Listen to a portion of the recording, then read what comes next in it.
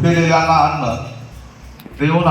देऊन तुम्ही त्यांना तृप्त करत आहात। आपल्या या कार्याचा आम्हाला सार्थ अभिमान आहे। आपणास मानवतेचा पुरस्कार प्रदान करताना आम्हाला विशेष आनंद होत आहे।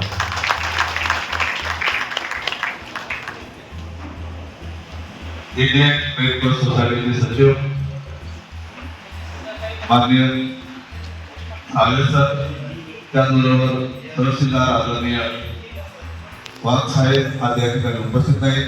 प्रांत अधिकारी आदरणीय किरण सावंत पाटील साहेब यांच्या हस्ते हा पुरस्कार प्रदान करण्यात येत आहे। त्यांच्या समावेश